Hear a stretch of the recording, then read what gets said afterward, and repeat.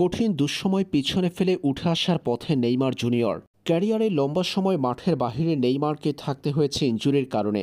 গত অক্টোবরে Brazilian superstar চোট পেয়েছিলেন ২০২৬ বিশ্বকাপ বাছাই পর্বে উরুগুয়ের বিপক্ষে খেলতে নেমে। এরপর নেইমার জুনিয়রের হাঁটুতে হয়েছে অস্ত্রোপচার। ব্রাজিলিয়ান এই তারকার সেই চোট তাকে লম্বা সময় মাঠের বাহিরে রেখেছে। এই সময়ের মধ্যে ব্রাজিল জাতীয় দলের হয়ে বেশ কয়েকটি ম্যাচ খেলতে পারেননি নেইমার।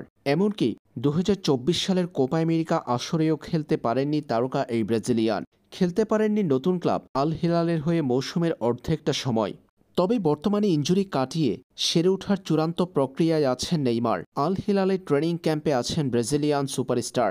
এর মাঝে ব্রাজিল জাতীয় ফুটবল দল মাঠে নামবে বিশ্বকাপ বাছাই পর্বের লড়াইয়ে। নেইমারকে ছাড়া কোপা আমেরিকায় বেশ ব্যাগ পেতে হয়েছে ব্রাজিলকে। ব্যর্থ মিশন শেষ হয়েছে তাদের। সামনে যে মিশন রয়েছে ব্রাজিলের সেটা বেশ কঠিন। ২০২৬ বিশ্বকাপ বাছাই পর্বের পয়েন্ট টেবিলে ব্রাজিলের বর্তমান অবস্থান ৬ নম্বর পজিশনে। ৬ ম্যাচ থেকে ব্রাজিলের জয় কেবল ২টা ম্যাচে। এক ম্যাচে ড্র। সর্বমোট ৭ পয়েন্ট নিয়ে দক্ষিণ আমেরিকা অঞ্চলের পয়েন্ট টেবিলে ৬ নম্বর পজিশনে আছে ব্রাজিল। দলটির ইতিহাসে সর্বকালের সর্বোচ্চ গোলদাতা নেইমার জুনিয়রের অভাব সুস্পষ্ট ব্রাজিলের এই স্কোয়াডে। লম্বা সময় ব্রাজিল জাতীয় দলের বাহিরে থাকা নেইমার ফিটনেসের কারণে এবারও বিশ্বকাপ বাছাই পর্বে স্কোয়াডে সুযোগ পাননি।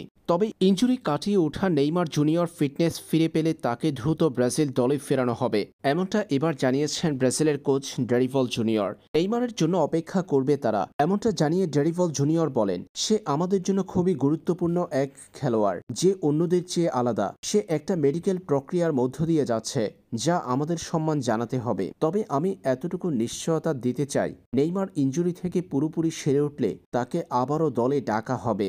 সে এমন একজন ফুটবলার যার কোনো পরিচয় দেওয়ার প্রয়োজন হয় না। নেইমার কবে ফিরবে সেটা নির্দিষ্ট করে বলতে পারছি না, তবে তার জন্য আমরা অপেক্ষা করব।